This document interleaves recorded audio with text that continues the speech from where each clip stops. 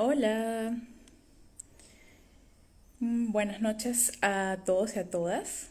Bienvenidos a este live, nuestro primer live por esta cuenta.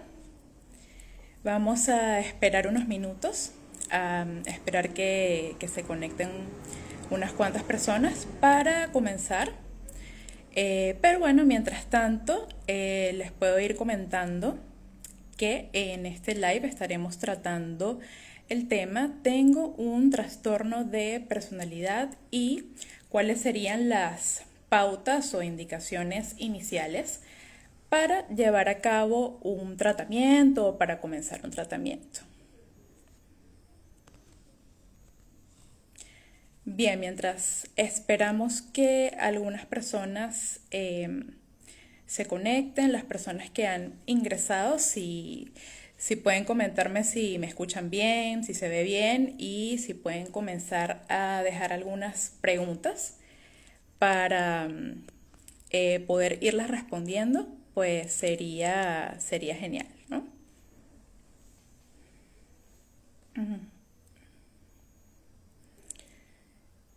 Vale, entonces mientras se van pues conectando las personas, me gustaría pues comenzar a leer algunas cifras que me parece que serían importantes destacar con respecto a las patologías mentales y en específico a las patologías de personalidad.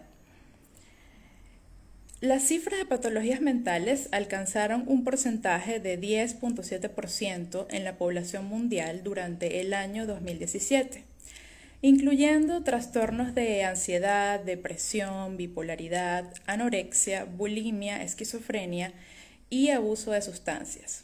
Esto implica una estimación de que hasta esta fecha 792 millones de personas vivían con un desorden de salud mental. En específico, y por otro lado, los datos de trastornos de la personalidad alcanzan entre un 10 y 13% de la población universal, dentro de las cuales se distinguen las siguientes categorías: obsesivo compulsivo, paranoide, antisocial, esquizoide, evitativo, histriónico, límite, narcisista y dependiente. Estos son diagnosticados en el 40 a 60% de los pacientes psiquiátricos, convirtiéndose en el más usual de todos los diagnósticos psiquiátricos, es decir, los trastornos de personalidad. En lo referente a la discapacidad específica por trastornos mentales, ya esto más allá digamos, a nivel mundial, sino en específico a nuestro país, en Perú, aproximadamente 1 de cada 3 peruanos en algún momento de su vida presentará algún problema de salud mental. Si se examina la prevalencia actual, por ejemplo, de los últimos 6 meses de cualquier trastorno mental, esta cifra es de 17.6%. A pesar de ser tan frecuente, la brecha del tratamiento o proporción de personas que necesitando atención no la reciben es de 80%. Es decir, 8 de cada 10 personas con un trastorno mental no reciben tratamiento adecuado. Y es por esta razón que nos encontramos en espacios, ¿no? Como este que hemos decidido crear el día de hoy, porque es sumamente importante la parte del tratamiento, en específico cuando estamos hablando de trastornos de personalidad. Dentro de las cifras que les estuve comentando, también se incluyen algunas de las razones por las cuales algunas personas con este tipo de padecimientos lamentablemente no reciben un tratamiento adecuado. Las razones de ello incluyen dificultades de acceso, oferta, disponibilidad de recursos, estigma y otros factores relacionados que hacen más complicado su afronte y recuperación, con el consecuente aumento de situaciones de discapacidad para dichas personas. Y bueno, entonces digamos, con este panorama en el cual pues sabemos que, digamos, no es poca la prevalencia de trastornos de la personalidad en nuestra población y sin embargo realmente muy, digamos, un porcentaje pues no tan alto llegan a nivel del tratamiento, pues es entonces cuando nos planteamos bueno, cuál es cómo comenzar un tratamiento, ¿no? En caso de que ya hayamos recibido un diagnóstico, ¿no? Y bueno, en primer lugar, antes de tocar en específico la parte del tratamiento, hay que tomar en cuenta la parte previa, la parte del diagnóstico. Todo diagnóstico de, ya sea de personalidad o de algún trastorno del ánimo, debe ser debidamente realizado por un médico psiquiatra y por un psicólogo. Es decir, otras especialidades no se encuentran debidamente capacitadas para hacerlo, solamente estas dos. Entonces, por eso es importante tener un diagnóstico que haya sido, digamos, validado por un médico psiquiatra o un psicólogo. Muchas veces pues algunas personas tienen, digamos, la tentación de pues revisar en internet ciertos artículos y ver, digamos, sintomatología con la cual se identifican, pero es importante no hacer, digamos, un diagnóstico quizás con personas de otras especialidades o como un autodiagnóstico, sino es muy importante que sea con profesionales especializados en el área, en específico estas dos tipos de profesionales que les había mencionado, es decir, los psiquiatras y los psicólogos.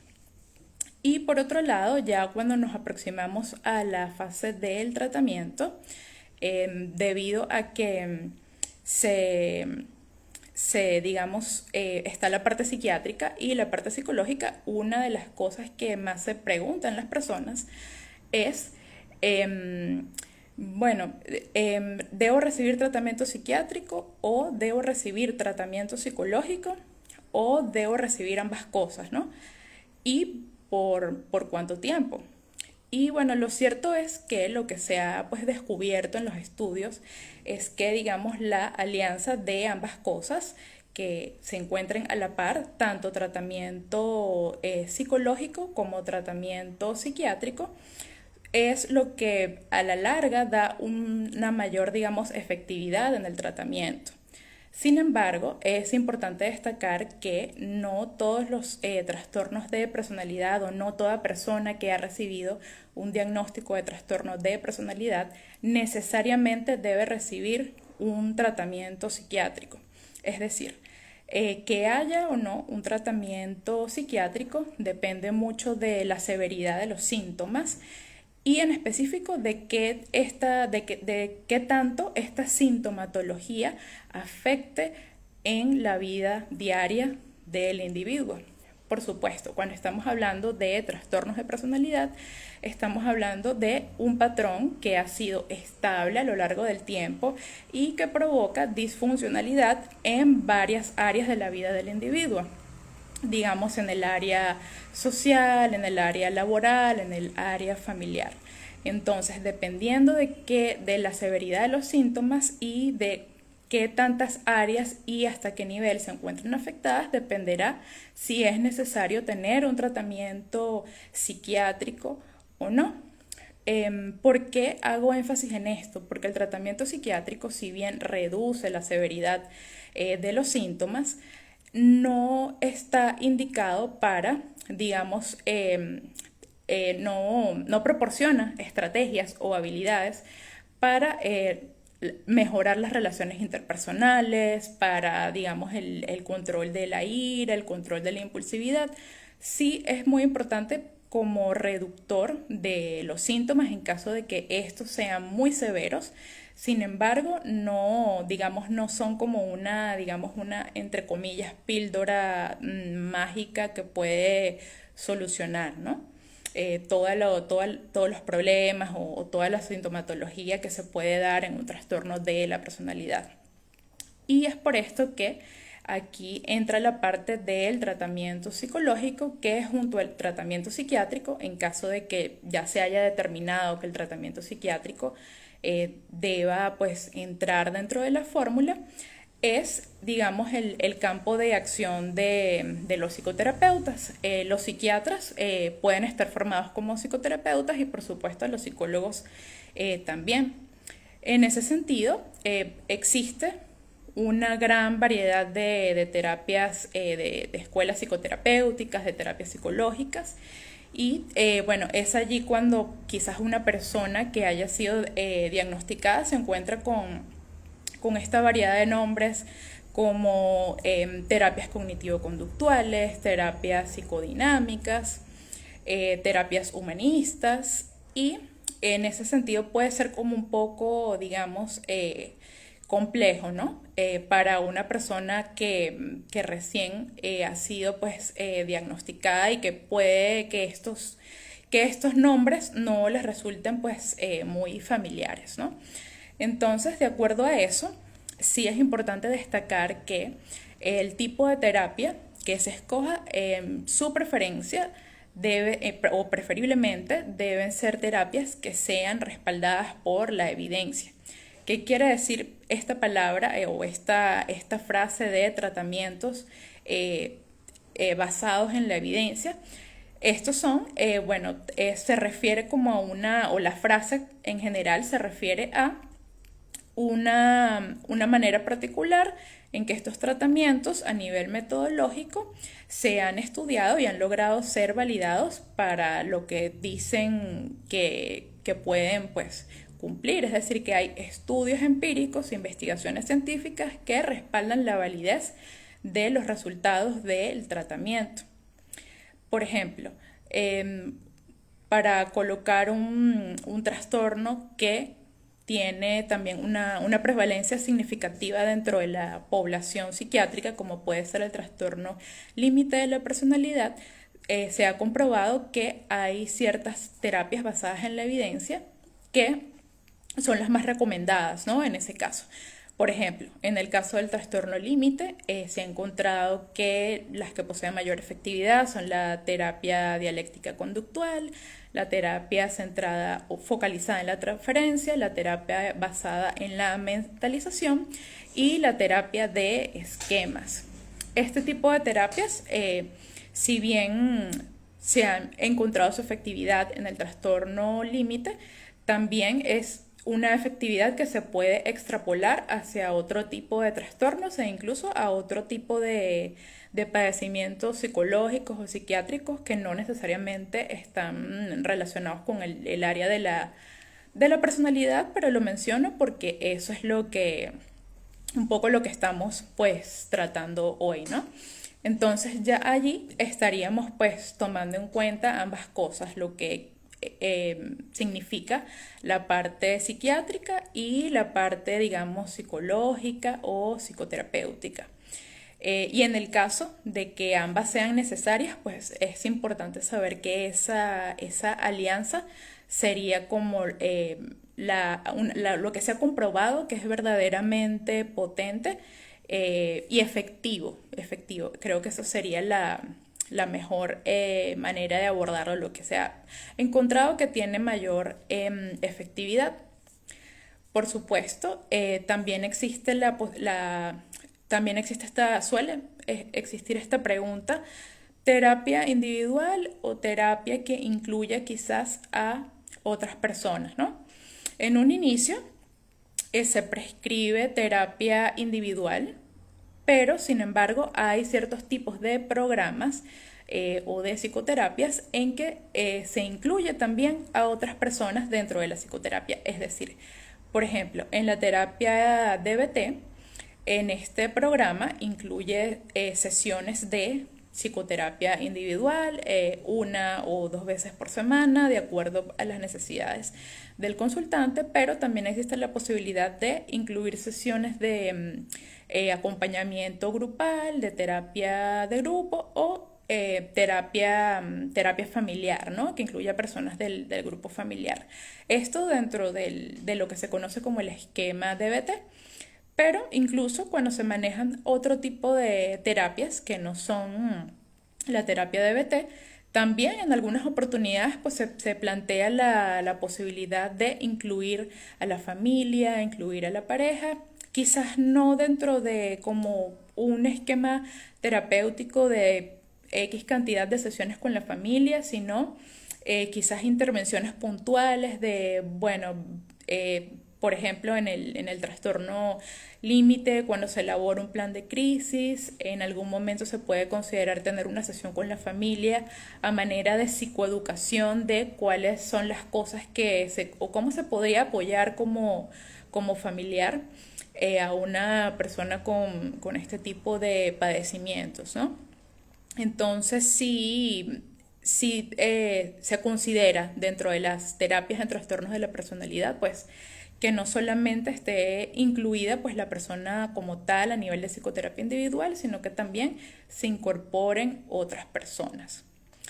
Otra interrogante que suele, digamos, ocurrir es por cuánto tiempo, ¿no? Si tengo un trastorno de personalidad, voy a tener que ir toda la vida, como hay quizás algunos enfoques que digan, bueno, estoy yendo desde hace 3 años, 4 años, 5 años, cuánto tiempo, o quizás existe este interrogante también por un tema de, bueno, evidentemente de tiempo o también por un tema monetario. Entonces, en ese sentido, es una respuesta que es muy particular de cada individuo. Como había dicho anteriormente, depende mucho de la severidad de los síntomas de cada persona y de la disfuncionalidad de cada persona. Es decir, puede haber alguien que tenga un trastorno de personalidad y que pueda ser muy funcional en el área laboral, pero en el área de las relaciones interpersonales, pues no tanto. Entonces, dependiendo de ese tipo de factores como la severidad de los síntomas o la disfuncionabilidad, va a depender, digamos, o lo va a utilizar el médico psiquiatra o el psicoterapeuta para poder calcular la duración del tratamiento. Digamos que en líneas muy generales se diría que se requiere una dedicación de aproximadamente un año. Por ejemplo, como comenté anteriormente de la terapia dialéctico-conductual, es un esquema dentro del cual existe una serie de sesiones que se extienden entre unos 10 meses, ¿no? Y quizás tomando, digamos, algunos breaks, puede extenderse hasta un año. Entonces, digamos que eso sería como digamos, como una cifra aproximada. Sin embargo, es algo que depende de muchos factores. E incluso después personas que han terminado, digamos, un esquema DBT en un año o en 10 meses, después de eso se recomienda que se siga un seguimiento. Este seguimiento puede ser cada 3 meses, cada 6 meses o en determinados momentos del año o quizás hasta a solicitud del propio consultante o en acuerdo, ¿no? con el terapeuta. Entonces es una duración variable, pero definitivamente es algo que toma tiempo, ¿no? Que toma tiempo, que toma constancia, porque cuando hablamos de trastornos de personalidad, estamos hablando de un patrón que ha sido estable a lo largo del tiempo, es una forma de ser y es una forma de ser que a lo largo del tiempo ha sido rígida, poco flexible y en consecuencia pues toma cierto tiempo para poder generar las preguntas o poder generar las estrategias, poder que el terapeuta pueda enseñar las estrategias o en el caso del programa DBT habilidades y que exista cierto tiempo para que también durante la terapia haya espacio para poder practicar estas habilidades. Entonces sí es algo que requiere tiempo, digamos, Hasta ahora pues no hemos, digamos, podido descubrir que se generen cambios estructurales en la personalidad después de un mes, 2 meses, ¿no? Es algo que toma tiempo y, como lo he repetido en varias oportunidades, depende de la severidad de los síntomas, porque si bien cuando hablamos del concepto de trastornos de personalidad, para poder tener unos márgenes, ¿no? que expliquen lo que está ocurriendo en el momento en la vida de la persona, o en la problemática de la persona, digamos, cada individuo, cada persona tiene sus particularidades, e incluso dos personas que hayan sido diagnosticadas bajo los mismos criterios o incluso bajo los mismos profesionales y tengan el mismo trastorno de personalidad, no pueden ser, son dos personas completamente distintas, y sus esquemas de tratamiento también son customizados para cada tipo de persona, ¿no? Entonces, bueno, para las personas que se han estado uniendo y quizás pues quieran retomar un poco el hilo de la conversación, pues hemos estado hablando de la parte psiquiátrica, si siempre es necesaria o no, que ya comentamos que no en todos los casos son necesarias, pero en los casos en que sí, es algo que necesariamente pues debe ser acompañado con la parte psicoterapéutica para poder lograr una verdadera alianza entre las dos cosas que permita el que se pueda realizar un tratamiento que sea realmente adecuado y efectivo. Hemos hablado pues con respecto a si debe ser terapia individual o terapia familiar o terapia de grupo.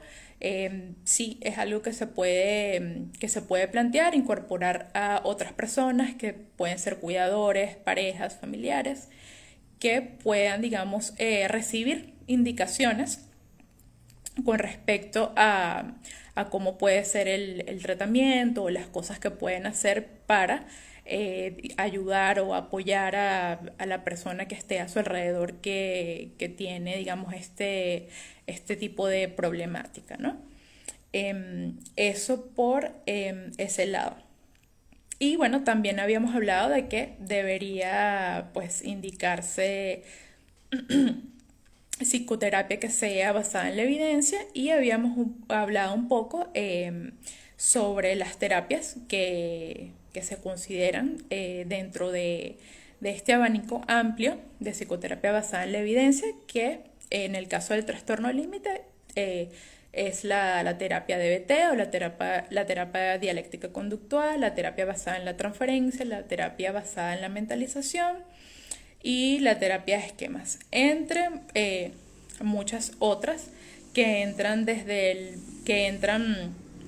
o que vienen desde las escuelas cognitivo-conductuales, desde las escuelas psicodinámicas, pero que tienen en común que todas ellas han podido ser probadas por la evidencia.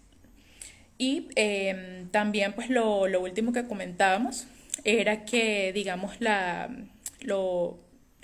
parte del tiempo o de cuánto tiempo se recomienda o se dice que una persona debe estar en tratamiento, pues sí se recomienda que sea en líneas muy generales 1 año, pero por supuesto eso depende de cada persona. Y cuando, bueno, decimos 1 año o 10 meses, 11 meses, inicialmente se requiere que sea de al menos 1 hora semanal, pero esto también vuelvo a ser como muy, muy, muy insistente con esto de que depende mucho de la severidad de los síntomas. Puede incluso que haya etapas del tratamiento en que se recomiende 2 veces por semana, dependiendo de si está ocurriendo algo, digamos, en la vida de la persona que requiera más de una sesión semanal, o incluso después de que haya ocurrido, digamos, las primeras fases del tratamiento y que se considere que se puede dar, entre comillas, digamos, alta terapéutica. la persona puede, digamos, volver al contexto de terapia un par de veces al año o incluso hasta más, hasta menos. Y bueno, suena un poco, digamos, un poco preciso y decir la cifra de un año como algo muy general porque es algo que depende mucho, ¿no? Depende mucho. Entonces, voy a permitirme este momento para revisar algunas de las preguntas que puedan tener.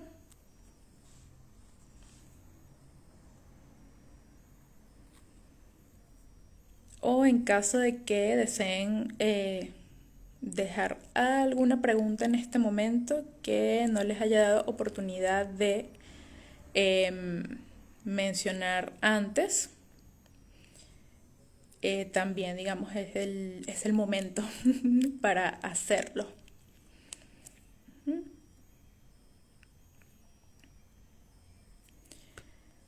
Bueno, mientras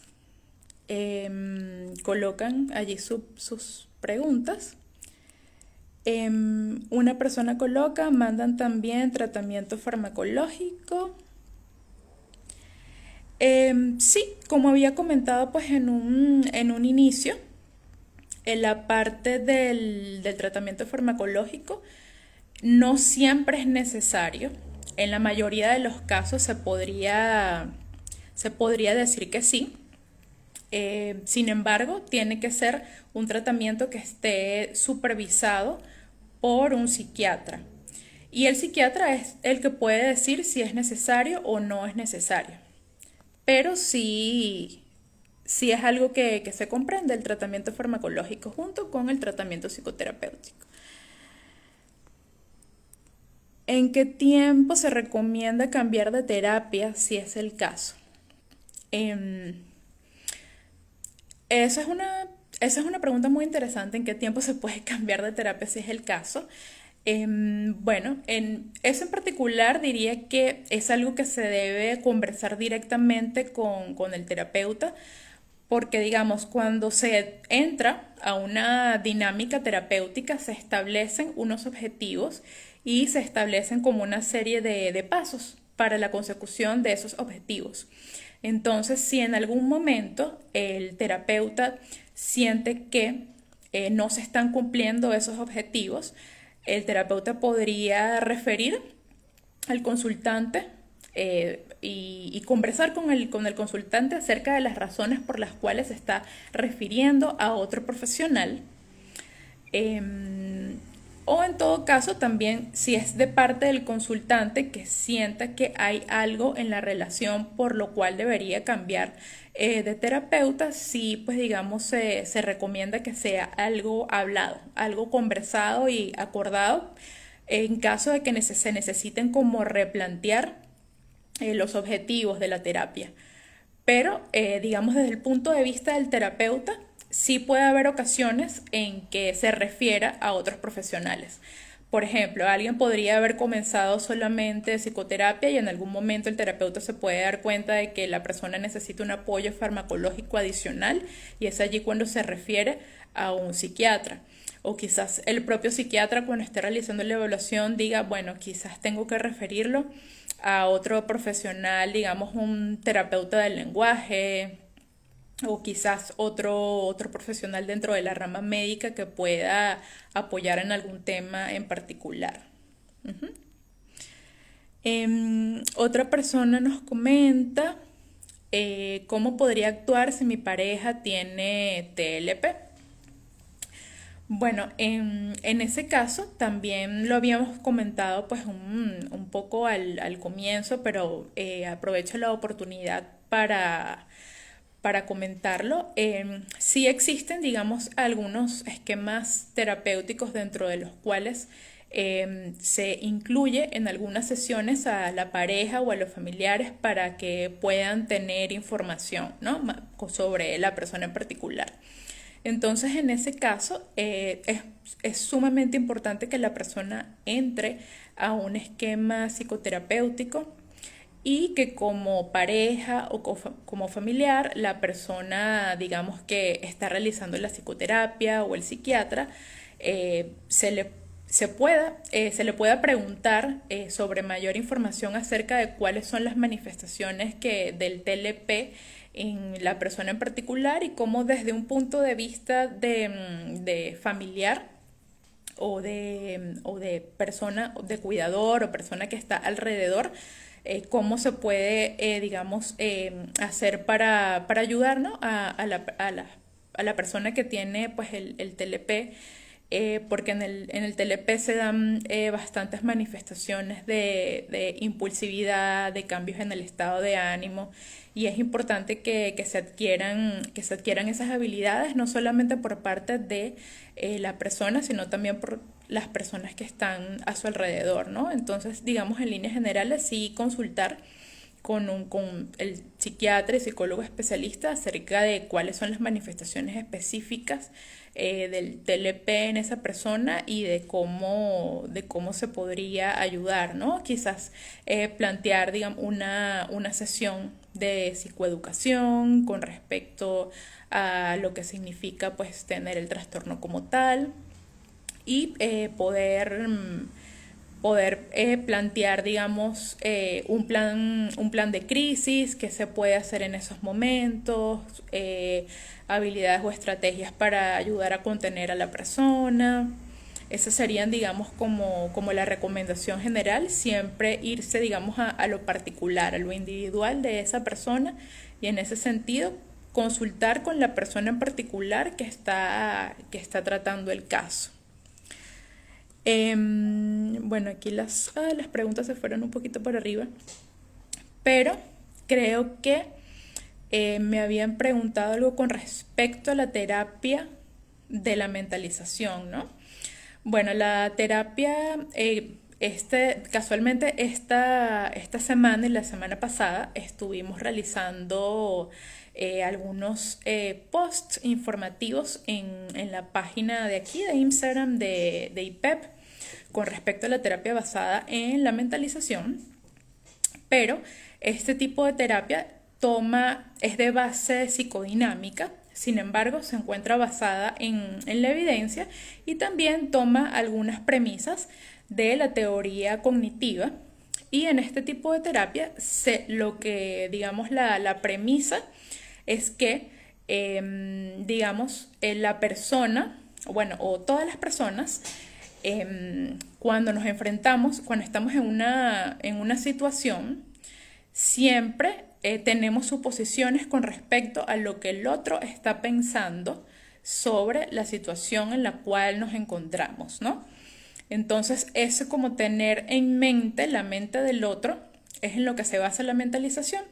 Sin embargo, no todas las personas tienen, digamos, como completamente desarrollada esta capacidad de mentalización y quizás en algún momento pueden tener sesgos en la manera de mentalizar o de sesgos en la adquisición de la información para pensar en lo que está pensando el otro o imaginarse qué es lo que está pensando el otro.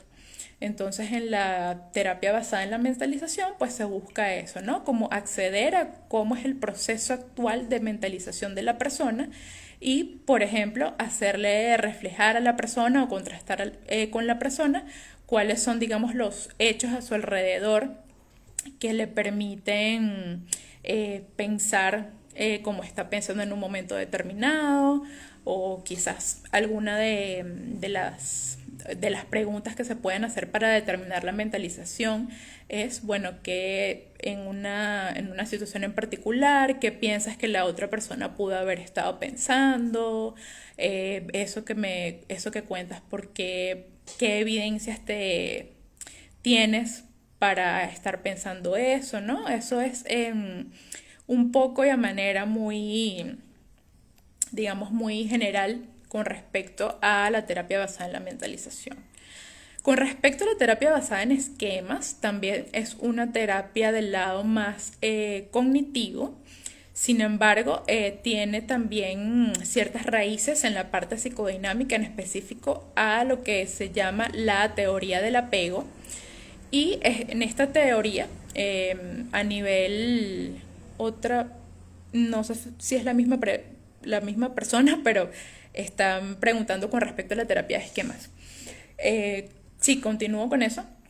En la terapia basada de esquemas, que se basa también en la teoría del apego, quiere decir que desde que somos bebés, pasando por nuestra niñez, nuestra adolescencia, desarrollamos ciertas maneras de relacionarnos con nuestros cuidadores primarios, ya sea papá, mamá o las personas que estuvieron a nuestro alrededor.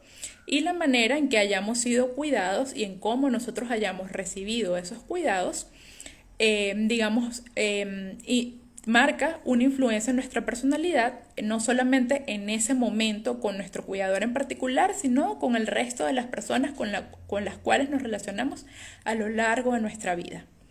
Entonces, en la terapia de esquemas se toma en cuenta los tipos de apego, pero ingresa la interpretación cognitiva de que a lo largo de nuestra vida hemos creado pues esquemas o maneras, de pensar con respecto a las cosas, a las personas, a las situaciones, y que en ocasiones estos esquemas pueden no, no obedecer completamente las evidencias o los hechos que están en la realidad, porque son esquemas que hemos adquirido en una etapa de nuestra vida donde estábamos en un momento, pues digamos, muy vulnerable y que quizás como que tendemos a extrapolar esos esquemas con los cuales hemos crecido a una serie de situaciones y quizás digamos esa generalización es lo que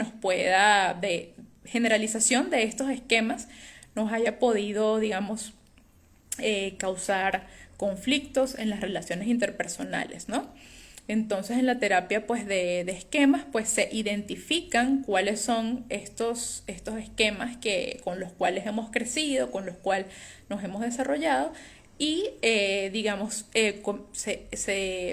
lleva a cabo una conversación de por qué estos esquemas se han desarrollado como se han desarrollado y si existiría la posibilidad de flexibilizar esos esquemas adquiridos para tener unos esquemas, valga la redundancia, más flexibles o para adquirir otros que nos permitan pues tener una vida, una mejor calidad de vida, ¿no? O como se comenta pues en la terapia dialéctica conductual, una vida que valga la pena ser vivida, ¿no? Que al final es una vida donde donde se preserve el estatus de estar vivo, por supuesto, y donde se preserve la calidad de vida y donde la persona pueda cumplir con los objetivos y las metas que se haya propuesto.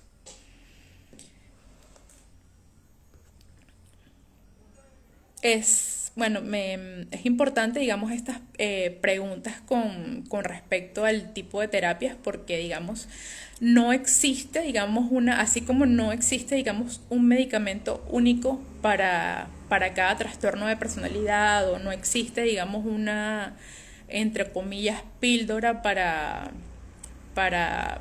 aliviar toda la sintomatología. Lo mismo ocurre con las terapias, es decir, puede haber terapias desde diferentes, que incluso siendo basadas en la evidencia pueden venir desde enfoques distintos, desde postulados distintos, desde maneras distintas de entender al hombre y todas ellas pueden ser efectivas, ¿no? Entonces sí hay una gran variedad, lo cual pues no necesariamente es malo, o no es malo porque quiere decir que se disponen de muchos recursos, ¿no?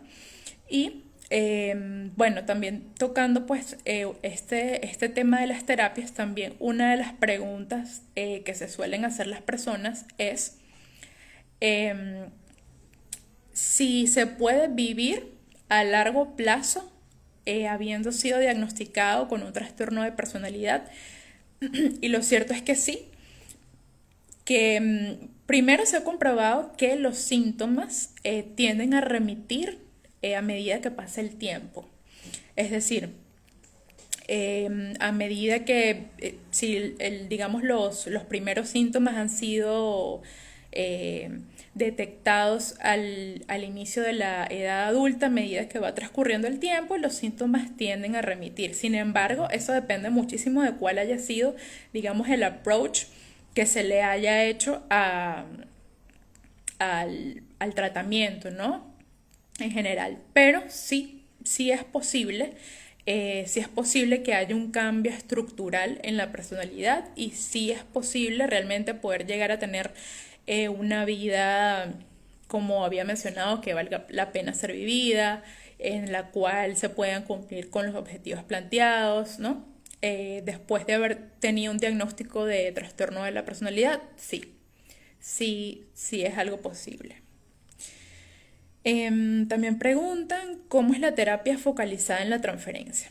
Bueno, precisamente hoy vamos a tener un post que nos va a hablar de eso más específicamente, pero la terapia focalizada en la transferencia es una terapia ya más de corte psicodinámico que está basado en el modelo de las relaciones objetales de Melanie Klein. Es una terapia creada por el doctor Otto Kemper, entre otros doctores pues asociados con él. Y este tipo de terapia pues fue creada porque, digamos, esta terapia viene de la tradición psicoanalítica y dentro de este tratamiento psicoanalítico pues habían encontrado que necesitaban realizar modificaciones a la técnica psicoanalítica para que se ajustaran a un tipo particular de pacientes, en específico a los pacientes con patología severa o trastorno borderline de la personalidad. Entonces así fue como surgió, ¿no? La terapia focalizada en la transferencia.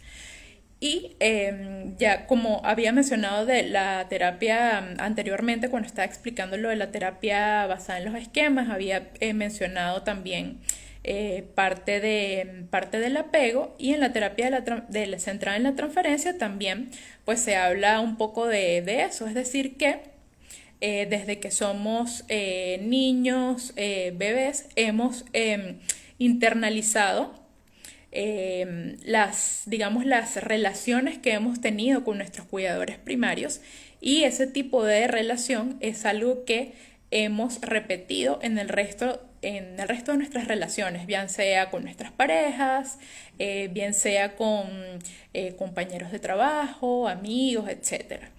Y también esa manera de relacionarnos que hemos adquirido previamente es algo que se repite en el contexto terapéutico. A eso es lo que se llamaría, digamos, la transferencia, como poder ver en el aquí y en el ahora, en vivo, cómo son los objetos internos de esa persona dentro del contexto terapéutico, ¿no?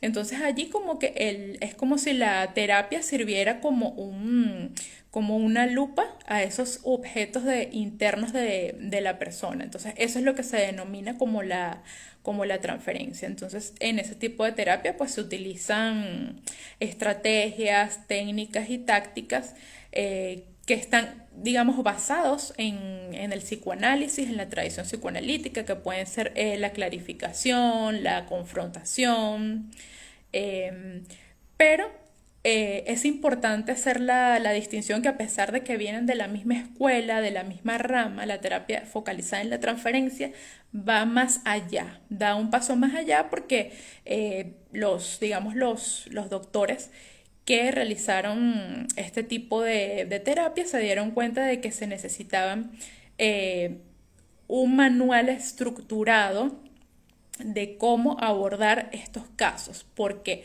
Porque en la tradición psicoanalítica pues estaba muy desarrollada con respecto a la comprensión del caso, a cómo se ha desarrollado la sintomatología de un individuo en particular en un momento dado, pero en el momento de la intervención solían ser intervenciones muy largas, descritas por las mismas personas que desarrollaron, digamos, la técnica como quizás como una persona, digamos, un poco ciega, ¿no? Porque no había como un esquema en particular. Entonces, eso es lo diferente de la terapia o el aporte principal de la terapia focalizada en la transferencia, es que proporciona un manual de procedimientos para poder llevar a cabo el tratamiento en la terapia. Es como ir más allá y han logrado operacionalizar sus variables, es decir, hacerlas susceptibles de investigación científica para poder comprobar la eficacia de los resultados. Es decir, no decir que algo sirve porque a una persona le sirvió, sino que se ha comprobado sistemáticamente que si se aplican determinados pasos, pues existe un tratamiento efectivo. Por ejemplo, para profundizar un poco más en la terapia focalizada en la transferencia, que está desarrollada principalmente para patologías severas de la personalidad. Por ejemplo, en un inicio se da muchísima importancia a lo que es el contrato terapéutico, es decir, cuáles son, digamos, los límites, el contrato, el compromiso que se establece entre paciente y en terapeuta o entre consultante y terapeuta para poder llevar a cabo un tratamiento exitoso.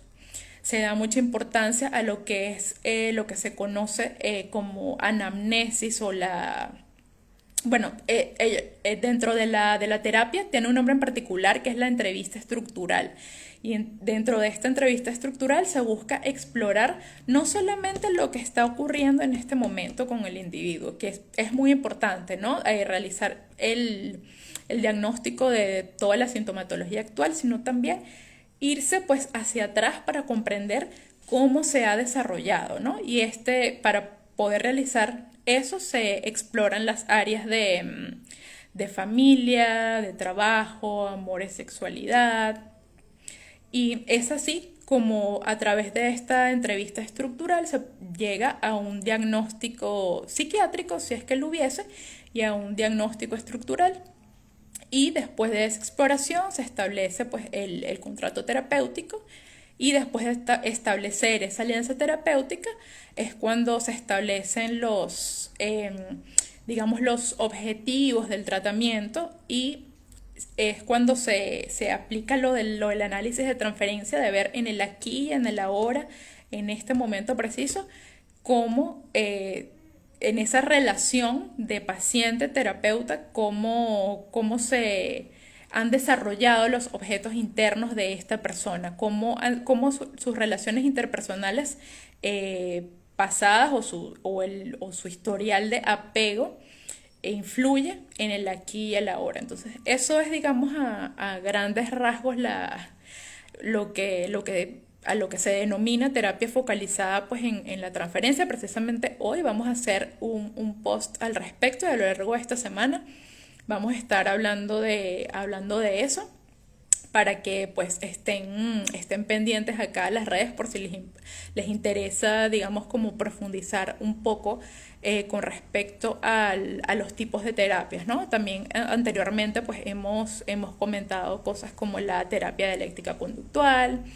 Hemos comentado con respecto a lo que significa, digamos, el contrato terapéutico. Entonces esta semana pues vamos a estar profundizando un poco más en los contenidos, ¿no? Para las personas que puedan estar interesadas. Y bueno, adicionalmente, ya que estamos hablando de estrategias, quería comentarles que este sábado 9 de julio tenemos un nuevo workshop internacional con análisis de casos, lo cual, bueno, me parece que es sumamente pues importante porque la idea no es solamente quedarnos en la teoría, sino también poder ver eso reflejado en la práctica, en el análisis de casos. Entonces, durante el workshop, que va a ser ese sábado 9 de julio, de 9 de la mañana a 6 de la tarde, vamos a contar con profesionales especializados en todo este tipo de terapias que les mencioné. Por acá tengo algunas notas con respecto a los profesionales que nos van a acompañar ese día. La doctora Duque, de México, que ella es terapeuta TFP de terapia focalizada en la transferencia. Nos va, digamos, a contar cómo sería el abordaje de un caso de personalidad en ese caso, valga la redundancia. También contaremos con la presencia de Rogelio Moreno de Panamá, quien tiene una especialización en psiquiatría y en terapia basada en la mentalización. Entonces allí ya tenemos dos, terapia focalizada en la transferencia y terapia basada en la mentalización. Y también vamos a tener al psicólogo Víctor Fabris de Argentina, que se especializa en todo el tema de la terapia conductual dialéctica. Entonces,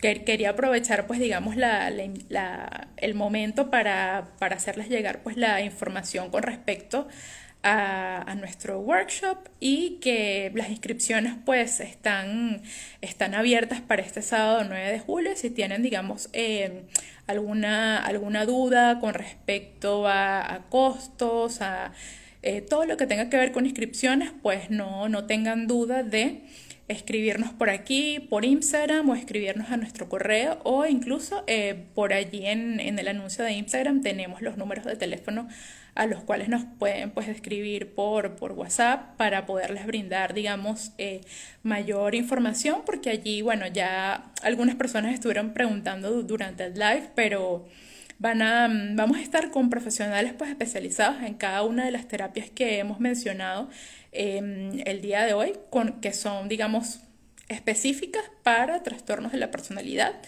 y también son terapias que se pueden extrapolar a otros, digamos, otros padecimientos o otras problemáticas psicológicas, ¿no? Entonces esa es como la invitación extendida. Y bueno, también una invitación para que puedan estar atentos a nuestras redes para poder seguir teniendo, pues, mayor información con respecto a las terapias. Y bueno, aparte de mí, cada mes estaremos contando, perdón, con la presencia del equipo IPEP en otros lives, donde tocaremos, pues, otros temas similares con respecto a la psicoeducación, con respecto a no solamente algo general, sino abordaremos ciertos trastornos de la personalidad en concreto. Entonces, por allá en esos lives también nos estará, pues, acompañando el doctor Glauco Valdivieso, el doctor Edgar Vázquez y mi colega, la licenciada en psicología Mariana Campos. Entonces también es una invitación para que se mantengan, pues, atentos a este espacio, ¿no? Marisela, muchas gracias por tus saludos.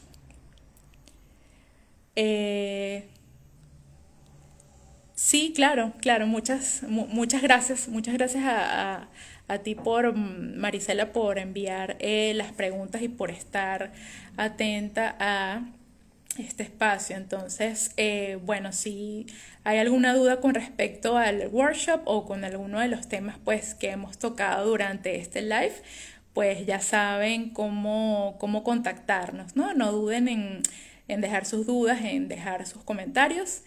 Y bueno, yo soy la licenciada Alejandra Díaz, y para mí fue un gustazo tenerlos a todos la noche de hoy. Y bueno, ya por allí, pues, nos estamos viendo pronto. Muchísimas gracias y buenas noches a todos.